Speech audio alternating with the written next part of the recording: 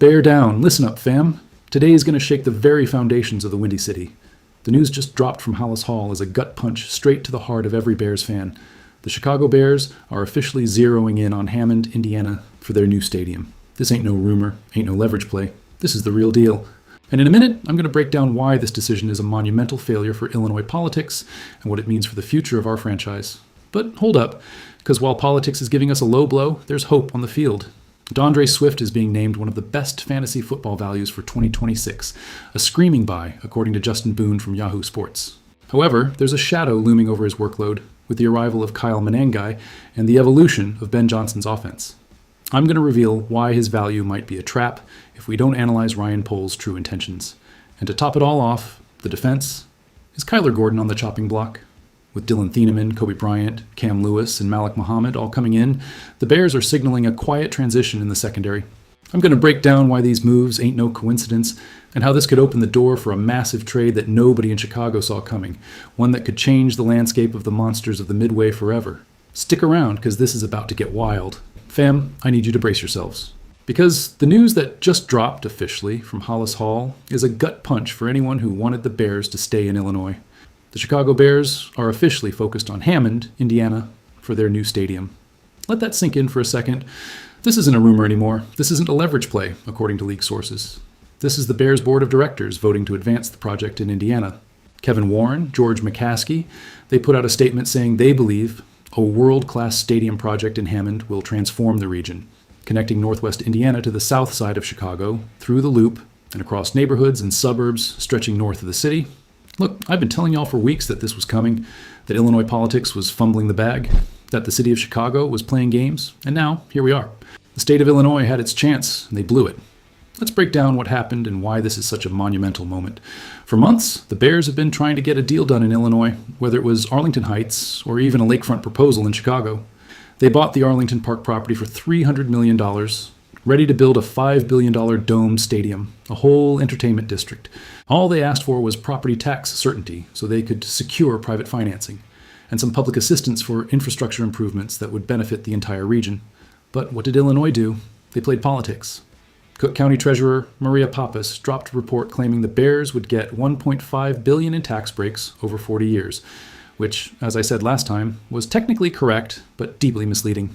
It was political dynamite, and it blew up any chance of the mega projects bill passing in Springfield. And the city of Chicago, under Mayor Brandon Johnson, continued to demand that the Bears help pay off the $500 million debt from the 2002 Soldier Field renovation. A debt, by the way, that the Bears didn't create. That debt exists because the city tied payments to taxes on hotels, restaurants, and entertainment, and then the pandemic hit in 2020 and destroyed that revenue source for 2 years. That's a consequence of a poorly structured fiscal decision by the city. And now they want the Bears to absorb that loss as a condition for letting them build in another municipality. That's not a negotiation, fam. That's extortion disguised as negotiation. So, while Illinois was busy with political theater, Indiana was quietly, methodically getting its ducks in a row. Governor Mike Braun has been openly courting the Bears, and now we know why. Indiana had a plan, they had the legislation approved, and they had the money committed. Now, let's be real about Hammond. It's not a perfect situation. The Bears won't own the stadium outright from day one. They'll be tenants in a publicly financed stadium, paying $2 billion of their own money for a lease, not immediate ownership. But, and this is a crucial detail, after 40 years, they would own the facility. That changes the calculus significantly. And if they get to operate and manage the stadium, control the programming, the concerts, the events, the revenue streams are still massive. There are still environmental remediation challenges with the proposed site in Hammond, which some reports suggest might be a partial landfill. That's not a minor detail, and it will add costs and complexity. Building on contaminated land has remediation costs that can be enormous and unpredictable. That's the kind of risk banks will also want to evaluate before committing. But the crucial difference, the one that matters most, is that Indiana has a clear path forward, and Illinois doesn't. This is no longer a leverage play. This is real. As one source told ESPN's Adam Schefter, there is more work to do, but barring anything very strange, it's a done deal. Courtney Cronin also reported that the announcement is real, not a ploy. The statements from Illinois politicians, like House Speaker Chris Welch and Governor J.B. Pritzker, are just sad at this moment. They're talking about ongoing efforts and sensible solutions, but it's too little, too late. They had their chance. They prioritize short-term political gains over the long-term economic well-being of their state and the emotional connection of a 91-year-old franchise. What does this mean for us, the fans? Look, Hammond is less than 30 minutes from the Loop in normal traffic. It's not like they're moving to Los Angeles or Las Vegas. The Bears are still the Bears. The Navy and Orange, the history, Walter Payton, Butkus, Sayers, Urlacher, George Halas's legacy, none of that changes. But it does change something profound. The emotional relationship of this city with its football team. Chicago is a city of neighborhoods, a fierce local identity. And the Bears have been a part of that identity for decades. Moving them across the state line, even if it's geographically close, creates a psychological distance that will take years to process. South Side fans, North Side fans, the historical neighborhoods that have been going to Soldier Field for generations, they're going to feel this. And they have every right to feel it. And who's to blame if that happens? Not the Bears. The Bears presented a reasonable plan, bought their own land, promised to put up the majority of the money, and asked for fiscal certainty to secure financing. The blame lies squarely with a political class in Chicago and Illinois that couldn't get out of its own way. And that, fam, is an institutional tragedy. Bear down, but man, this one hurts. All right, let's shift gears from that gut punch of a stadium situation to something a little more optimistic, at least for your fantasy football teams. DeAndre Swift, our very own running back, is being named one of fantasy football's best values for 2026. Justin Boone of Yahoo Sports is calling him a screaming buy. Now, I know what some of y'all are thinking. Swift has been up and down in fantasy, and there are always concerns. But Boone's reasoning is simple. Swift handled the lead role last year. The team didn't make any major additions to challenge him, and he should enter 2026 with a similar role. He was the 10th best running back in fantasy after Week 6 last season, yet he's currently being drafted as RB24. If he can produce anything close to that second half, he's going to easily outperform his draft cost. That's the value play, right? But let's keep it a buck. There are reasons for hesitation. The biggest one is Kyle Monangai. He was a late-round draft pick, sure, but he was drafted by the current coaching staff. Swift was inherited by the Ben Johnson regime, and he's only got 1 year left on his contract. Monangai is under team control for much longer, which could give the Bears a reason to see what they have in the younger back. If that happens, it cuts into Swift's workload. This is a real factor fantasy managers need to consider. It's not just a matter of talent, but of team philosophy and contract management. Then there's the evolving offense. Caleb Williams took a big step forward last season, and we've got weapons everywhere. Rome Odunze, Luther Burden, Colston Loveland. This could become a more pass-heavy offense. Swift is the better pass catcher between our running backs, but with so many options, he might not be featured as heavily through the air as he was at times last season.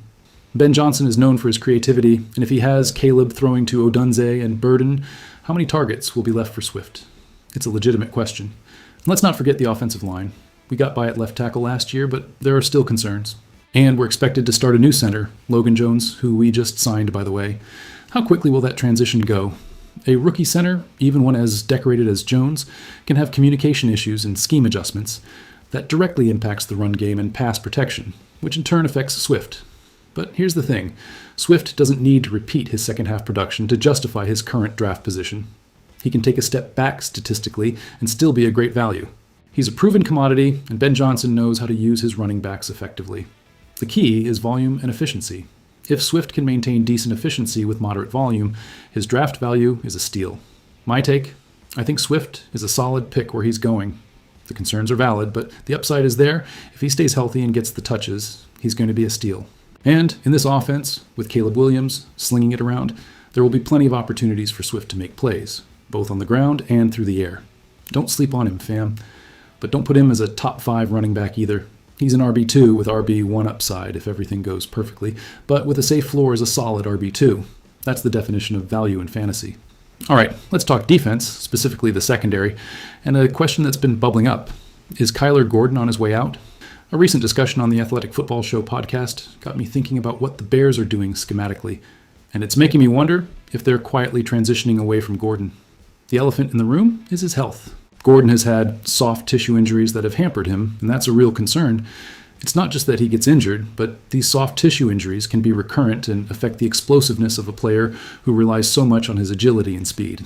But beyond that, the team has made some significant moves this offseason that suggest they're looking for more than just depth behind him. Think about it. They've added 4 players who can potentially play that nickel defender role. We just signed first-round safety Dylan Thieneman and second-round center Logan Jones. But Thieneman is a safety who could play down in the slot in nickel and never leave the field. This is key. If you have a safety who can drop down and cover the slot, it gives you tremendous flexibility. We also have Kobe Bryant, Cam Lewis, and then we drafted Malik Muhammad. Now the nickel defender position has evolved. Defenses are in nickel most of the time, and teams want a versatile player who can play in the box as a third linebacker if needed to play the run. Gordon's role was as a pure nickel corner, but with these new additions, the Bears have options. Thieneman and Bryant are safeties who could play that type 4 role. A safety who stays on the field for every snap but walks down in nickel. This is what Seattle does successfully. It allows you to keep your best players on the field and disguise your defensive intentions. Cam Lewis can step in at safety or nickel. And Malik Muhammad, while a bit slight of frame, is an ideal fit for the nickel position, though he might be more of a type 2, a corner who only comes on the field in nickel but leaves in base. The concern with Muhammad is his physique. Can he withstand the punishment in the box? The money aspect is also a factor. The Bears can't comfortably get out of Gordon's deal until after 2027. This means that while they can't cut him without significant cost now, they can start planning his replacement and reducing his role. If they're setting the table for a near future without him, they're doing a great job. It's a smart move by Ryan Poles, anticipating future needs and maximizing the value of every dollar. My take? I think the Bears are hedging their bets on Gordon.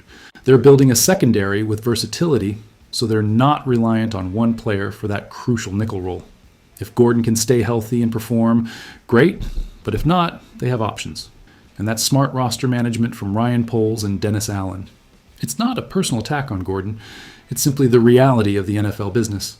Now, this also brings up the Max Crosby trade rumors. If we're building depth in the secondary, and we still have concerns about the defensive line, especially after not picking a D lineman until the 6th round, does that make a trade for an elite pass rusher more likely?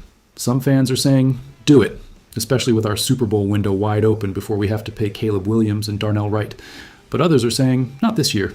They argue that we're still more than one player away from being a truly dominant defense, and that the opportunity cost of giving up premium draft capital for Crosby is too high.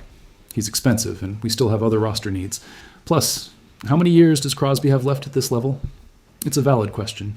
We don't want to mortgage the future for a player who might be in decline in 2 or 3 years. Look, Crosby is a beast. He's an elite pass rusher and an elite run defender. He would instantly elevate our defensive line, but is he the missing piece? Are the 2026 Bears just one elite pass rusher away from a Super Bowl? That's the million-dollar question. My opinion is no.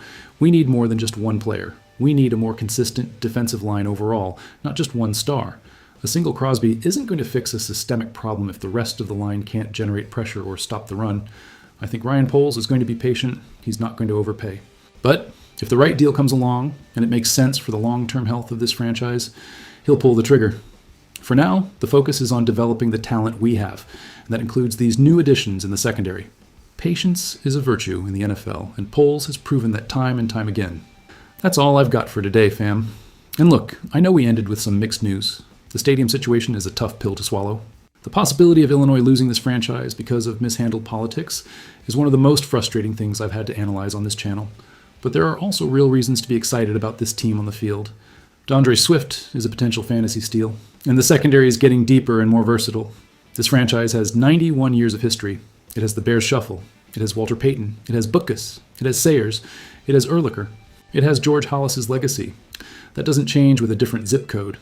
But Chicago deserves to have the Bears in Chicago, and if the politicians of this city can't protect that, that's a failure they're going to carry for decades. Bear down. Always. If this video gave you something, hit that like button, subscribe, and tell me down in the comments. Do you think Illinois will find a deal, or are the Bears officially heading to Indiana? I want to read every response. I'll see you in the next one.